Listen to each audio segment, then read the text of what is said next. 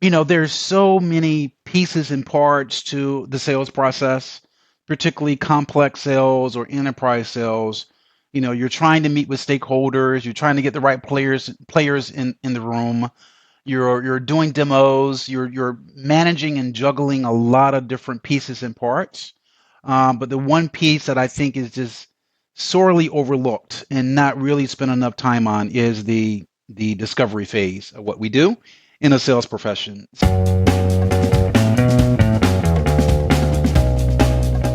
Welcome to the Full Funnel Freedom Podcast. If you are listening to this, you are likely leading a team responsible for generating revenue. Purpose of Full Funnel Freedom is to support people like yourself and keep your funnels consistently, reliably full. Welcome to the Full Funnel Freedom Podcast. I'm your host, Hamish Knox. Today, I am delighted to have Don Hicks as my guest. Don is the Area VP of Sales for the Midwest in the United States for Venture Employer Solutions. He manages a team of 2 leaders and 30 sales professionals. The Venture is an HR and technology firm that helps businesses deal with the complexities of having employees. Now, before Don got into a sales leadership position, he served 8 years in the United States Marine Corps and had the special honor of being named Marine of the Year. His superpower is in coaching, training, and deal strategy. Don, welcome to Full Funnel Freedom. Glad to be here. It's a pleasure. Well, first of all, thank you very much for your service to your country. Very much honor. appreciate that. And I've given the audience the 30,000-foot view of who you are and what you do. Tell us your story. Take us from where you started to how you got to where you are today. Yeah, so I actually fell into sales by accident. So after the Marine Corps, I did some legal work for the Department of Defense here in the United States, and at that time in 1997, it didn't pay a whole lot. So I got a part-time job as a bartender, which is one of my favorite jobs, and it taught me dealing with people and personalities and having conversations. But anyway, there was one gentleman that kept coming to my bar at least once a week. And he was always so nice and in good mood and well dressed. And I just walked up to him one day and went up to him and say, "Man, what do you do for a living?" And he told me sales. And I didn't know sales was a profession. So we haven't started having this conversation. He told me how much money he was making. On a good night as a bartender, if you made $60, it was a good night. And he was making $2,000-3,000 a week. And I was like, I need to be part of that. So serendipity took hold. A couple of weeks later, I got a call randomly from a recruiter, and he said the word sales, and I was like, I'll be there. So I started selling life insurance and mortgages, second mortgages, going door to door. And at that time in 1997, they had yellow pages. So I was calling in the yellow pages and going door to door, and it really taught me sales and prospecting. So I did that for 2 years. And then in 1999, right at the Y2K in beginning of 2000, I got into software enterprise sales. So that launched my B2B sales career in 1999. I've been in sales ever since. So I've sold everything from technology to software to HR services to legal services. And it brings me here to where I am today. So I'm proud that I've been a individual contributor, and I've been in sales leadership. And I love sales leadership because it gives me a pathway for coaching and training and teaching and helping others develop their career and see a lot of success. So as you mentioned, Venture, we do help small businesses and pretty much any size businesses just deal with all of the complexities of having employees, whether it's on the people side or the recruiting side or the expertise side or the technology side. We solve business problems. So that's a little bit about my background. So I've done it all when it comes to sales. Well, and if your superpower is coaching, sales leadership is creating success through others. So you're in a really good place right now, Don. Now, something else that is really important that you and I both believe in, because we were talking about it before we started recording, is the importance of having a process for qualifying. And as a leader, really having a process that we then distill down to our sellers. So from your perspective and experience, why has that been so important to you about having a process that everyone is aligned on? Yes.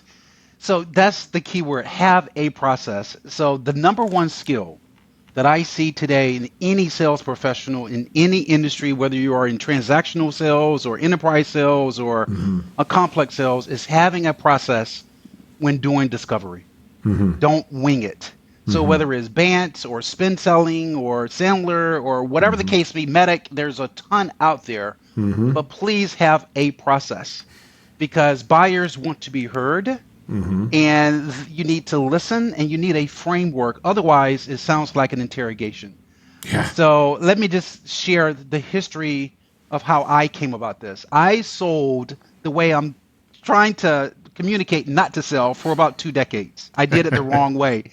And a few years ago, what I saw was, and I was very successful, multiple presidents clubs, but I was working hard. And I looked at some of my metrics and I was closing one out of every seven proposals and I was killing myself. So that's about a 14, 15% closing rate. And I was like, hold on, Don, how can I get it to 1 in 4?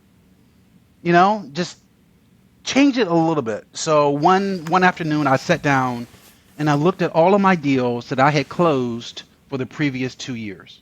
And I said, what trend am I seeing? What is common in all of these? And I came up with a framework. All of my deals that I had closed, they had this commonality. And I call it the framework that I use. You can use anything you want to, but the framework that I use is called NIAET. NIAET. And let me explain each one if I could. Please. So, and that's a framework. So when you're having a discovery conversation with a buyer and you come across a problem that needs to be solved, that's the need. You've uncovered the problem. Perfect. And then you ask about the I, the impact. Okay? The I.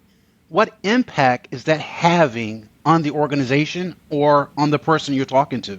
It could be a personal impact. It could be a financial impact. It could be an operational impact. You need to understand what impact that problem is having. Number two. So we have the N, we have the I. The A. The A is alternatives. You want to ask the buyer, what have they done in the past to solve it? It really gives you a way to test how serious they are. Is this problem a nuisance, or is it something they are actively in the market trying to solve? And then you go into having the E part of NIAET. The E is economics. I do not believe in a budget conversation. To me, budget is a limiting mindset, meaning if I have $100 to spend on something, I cannot spend $101. Right. I have to spend 100. Right. I do not think that really uncovers the needs of buyers or problem. You need to have an economics discussion. What economic impact is that problem having? If you were to fix this problem, what economic boost is that going to give to the organization? And that way you can justify your pricing. You're not discounting, you're not incentives, you are having an economics discussion. And the T in that timing is, when do they want the problem solved?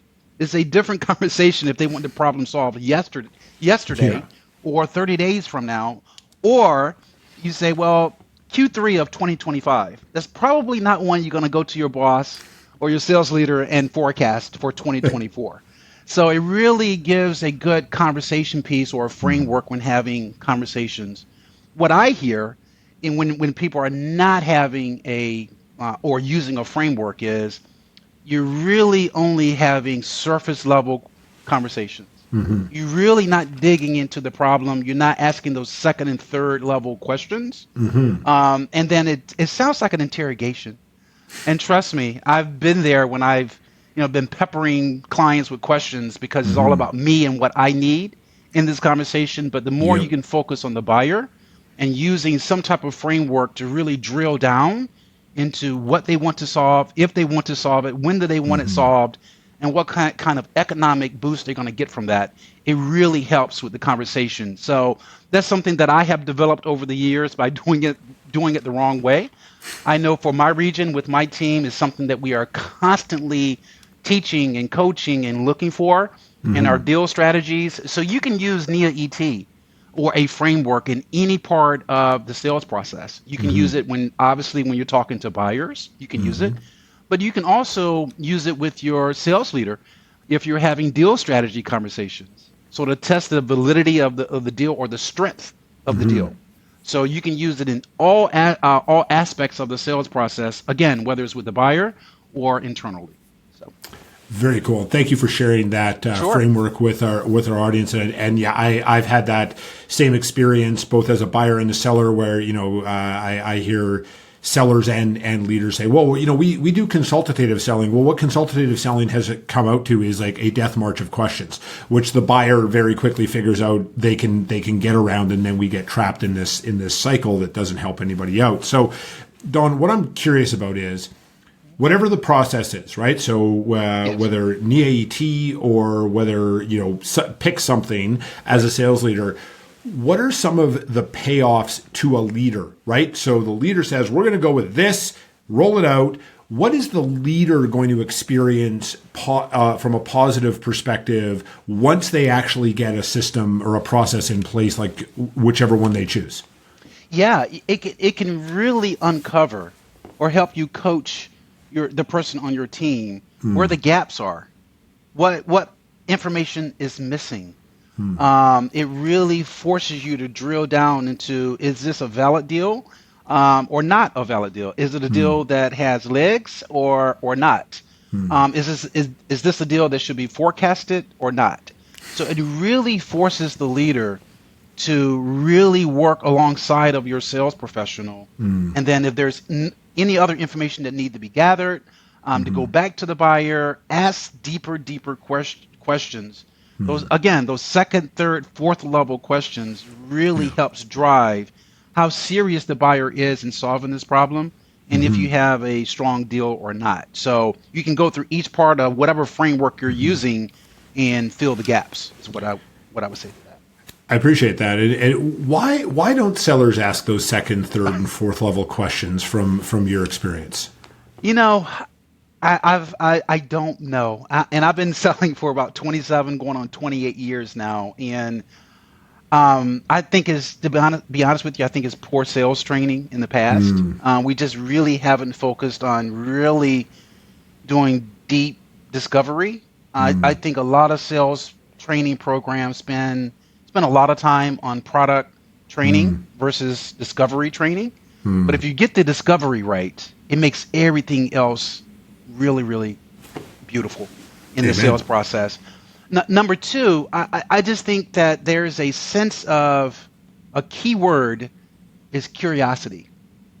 Curiosity, having this curious nature to you.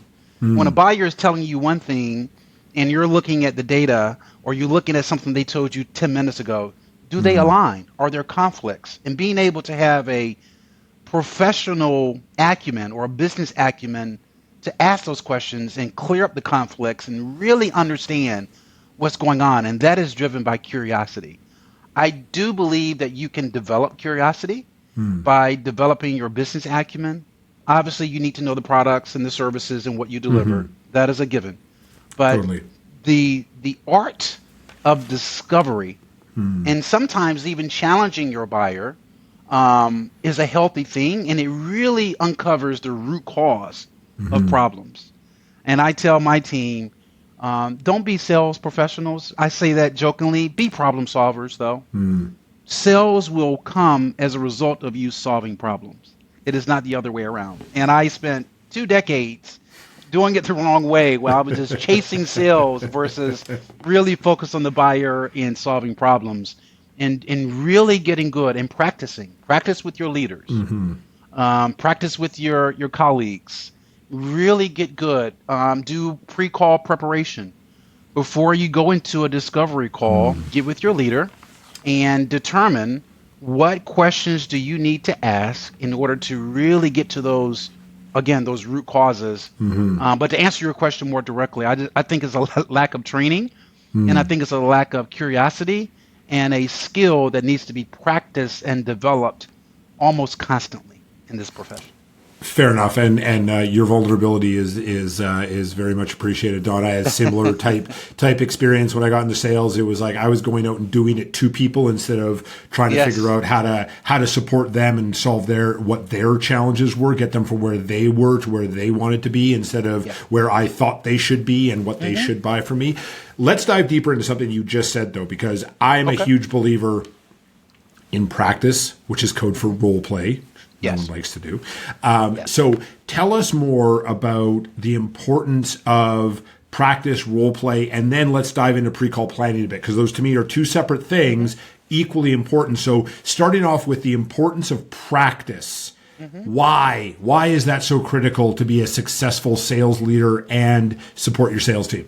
I cannot tell you the number of sales professionals in my past where they just wing it because they had the greatest personality and everyone loved them.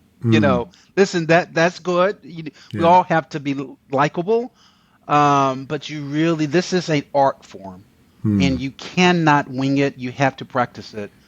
Most other professionals, whether it's legal, attorneys, doctors, sports, military, whatever the case may be, they all practice.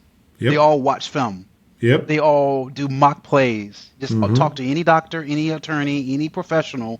They practice. And for some reason in sales, some don't think they need to practice. But there's all kinds of technology out there. There are systems and technology that can record calls. We live in a virtual environment.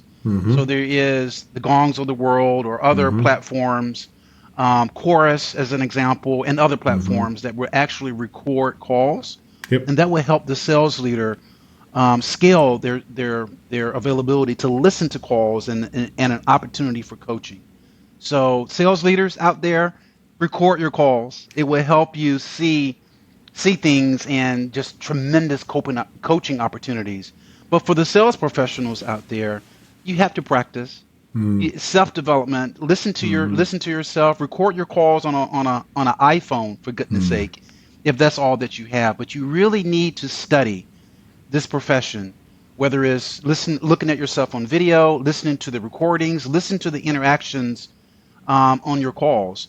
There are instances where we record calls from my team today, and we will play it back, and you will be surprised of what we hear the second, third time listen to that recording that we did not hear in the live session, because we can pause it, we can slow it down, we can stop it and coach on it and say, did you hear that? And we use that for putting together proposals on things that we heard. So you have to be committed and disciplined to, 1 hour a week, whatever the case may be, to practicing, because you're going to pick up on things that you didn't really, you may not realize that you said or did or heard from the buyer.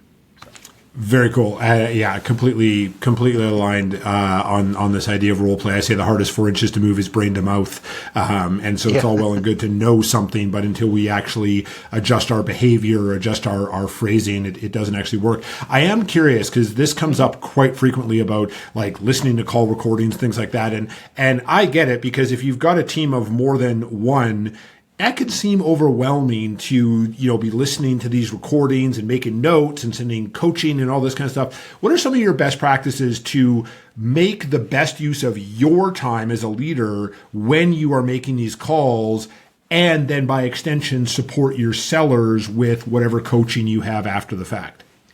Yeah, so it is time consuming. Don't get me wrong. I mean, it takes effort to listen and record these calls, but just build a system for yourself. It may have to be after hours when you listen to these calls. Just make it part of your process. Have a system. Put it on your calendar. Dedicate an hour or two a week to listen to your calls and provide feedback to your leader, to your team. But it does take some effort. So whatever that system, just me personally, I have a checklist. I'm a big process structure guy. So I just have a checklist. I have it on my calendar when I'm going to listen to recordings for both my leaders and for those on the team. And I just spend an hour listening to those calls, and I have a checklist of what I'm looking for. And then I provide that feedback to my team in a written format and say, here's the call, here's the client, here's what you did great, outstanding, here's some opportunities to get a little bit better, Here's maybe some things that you missed. Have you Mm-hmm. thought about this? So it's written form. That way they can review it, they can see it, they can document it. So you just have to build whatever process. But it takes effort because we're all busy. I mean, we have a lot of people that we're managing. We're moving at a fast pace, but Mm-hmm. it is critical to to the sales professional you are trying to develop.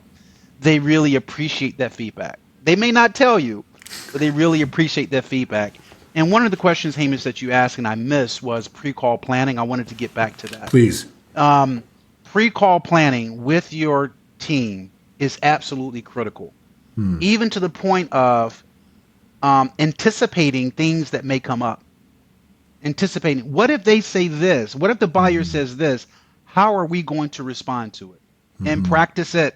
I can't tell you the number of times where we practice it. Well, this may come up. Well, how are we going to handle this? Or this might be a Mm-hmm. little bit of a difficult question, or this may be a Mm-hmm. little bit of a difficult conversation. If they Mm-hmm. say this, what are we going to say? So Mm-hmm. when it comes up, you'd be surprised when you practice it, and it comes up, is you can just nail it. And a Yeah. lot of it is tone and cadence. When that tough question comes up or that tough conversation has to be had, Mm-hmm. guess what? You practice it so you don't miss a beat. But if you're Mm-hmm. hemming and hawing and sort of beating around the bush, the buyer picks up on that almost immediately, Yeah. particularly in a first time call. So practice and pre-call planning in what you're trying to accomplish, what you want to get out of the conversation, Mm-hmm. understanding the buyer, their personalities, those types of things are absolutely critical in preparing for a sales call. Absolutely. I often tell my team when I'm practicing speaking engagements with them, the Hmm. first time it comes out of our mouth, it usually sucks. And Yes. so if it's the first time it comes out of our mouth in front of our buyer, it usually sucks. And unfortunately, Yeah, that's where it costs us money. So I'd that's rather right. do it in front of my leader. So where it's not going to cost me money, may knock me down a couple of Hmm. pegs in the moment, but because I'm practicing it, I actually raises my credibility with That's them. right. So Don, you and I could chat about this stuff all day. We have previously. So I am curious if you could go Hmm. back and coach younger Don, go back as far as you like and say, hey, younger Don, in the future, you're going to develop this great sales process, area VP, Marine of the Year, all this wonderful success. You're also going to have a lot of scar tissue and bumps and bruises. What would you coach younger Don to say or do different to get to the same place, but with a little less scar tissue and fewer bumps and bruises? Yes, I sort of made reference to it already, but I will just emphasize it. Please make it about the buyer. It is not about you or me. And the number of people and buyers that I've come across in my career, almost 28 Mm-hmm. years, where I just spent the wrong time with the wrong buyers. Mm-hmm. They weren't ready to buy, they weren't able to buy, but somehow I thought Don could convince and give them a discount and all of this stuff. And I tell you, that stuff doesn't work. It really doesn't. It may work some, but from a sustainable career, a Mm-hmm. scalable career, it is not about us. And that goes back to discovery.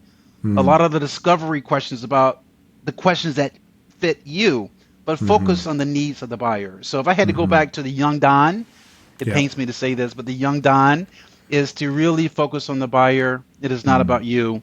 It's about solving business problems. And the more you focus on buyer needs, spending time with people that have problems that need to be Mm-hmm. solved, that you can solve, you're going to have a very successful career. Trust me. So, Very fair. What great advice for all of us to hear. Thank you for being yeah, vulnerable and sharing that with us. I am sure. curious because you are a lifelong learner. What have you read, watched, or listened to, whether it was recently or in the past, that you would encourage the audience of sales leaders around the world to check out for their own personal and professional development? Yes. So one of the books that I just finished reading, I think you may know her, Carol Mahoney. Mm-hmm. Buyer First is a Mm-hmm. fantastic, and it really supplements what we're talking about today. And the topic is Buyer Mm-hmm. First by Carol Mahoney is a fantastic book. So really read that. The Jolt Effect, Jolt, by Ted McKenna and Matt Dixon is if you know Dixon, he wrote the Challenger Sale, but he came out Mm-hmm. with a book about 2 years ago, I believe, called The Jolt Effect and Mm-hmm. how to help with buyer indecision. So those are the two books that I would definitely recommend to read. Very cool. Well, we'll certainly link to those in the show notes. And the last question I have for you, Don, is you've already given us so many great ideas and insights around having a process, role playing, pre-call planning, etc. What do you have as a closing bit of wisdom, a final thought, or even something to plug? The floor is yours. Yeah. So really nothing to plug. So if you want to reach out to me, I love talking sales. I'll talk sales all day long. So just you can find me on LinkedIn, Don Hicks. Hicks is spelled Hicks. So feel free to reach out to me. I would love to chat with you. But other than that, I just love giving back to the sales community because it's been so good to me. So a piece of advice is what we talked about. Really get good at discovery. And it will change your life and make you a lot of money. So appreciate that. Yeah. What a great way to wrap us up, Don. Thanks for being a guest on Full Funnel Freedom today. Sure. Thank you. Appreciate it. Sales leaders, I loved Don's ideas and insights today, specifically around using a process. I've had this conversation with a bunch of clients and sales leaders in my network. In fact, I had one sales leader who got into a startup company that was funded by a very, very wealthy individual. And they shared with me that they were talking to this lead investor and they were saying, well, yeah, there's this process and that process and this process. And the investor said, you have to pick one, because if you have more than one, it gets muddled, your go-to-market doesn't necessarily align, and everybody's doing what's comfortable instead of what is effective for sustainably scaling your sales. I also obviously love Don's comments about role play. I'm a huge fan. That mindset to instill in your sellers of the first time that we say something that usually sucks often gets them over the hump of, why should I do role play? Well, because if you do role play with me or with one of your colleagues, it's not going to cost you money. You may feel a little silly in the moment, and you're not going to damage rapport with a buyer and potentially unintentionally lengthen or ultimately kill a sales cycle. The other thing that I really appreciated him talking about was the pre-call planning and what could happen when they ask fill in blank. One of the things that we share with leaders and sellers that we work with is our buyers want to be working with surgeons, not interns. So when a buyer says, hey, what about this? And our seller goes, or, oh, I got to go talk to my manager about that, then they start to lose credibility. It doesn't mean that our seller can't say, hey, that's a super technical question beyond my scope. If we want to keep the conversation going, let me roll in a technical resource and get a specific answer to the question. Here's what I know from other clients that we've worked with. That's absolutely okay, because it's giving the buyer what the seller knows, and the seller is making an offer should the buyer want to continue. And it's not just offering to bring in a technical resource like a lot of sellers do when the buyer could really care less. They were just testing the seller a little bit. So I'm curious to hear what your big takeaways are in the comments on our social media. Leave them there. And until we connect on the next episode, go create full funnel freedom. Thanks for listening to today's episode of the Full Funnel Freedom Podcast. You can continue to support us by leaving us a review and a rating, sharing this episode with a couple of sales leaders in your network who you care about. I'd love to connect with you. I'm easy to find, Hamish Knox on LinkedIn. Also, if you'd like a free 15-minute call with me, go to www.hamish.sandler.com/how-to-sandler. Until we connect on the next episode, go create full funnel freedom.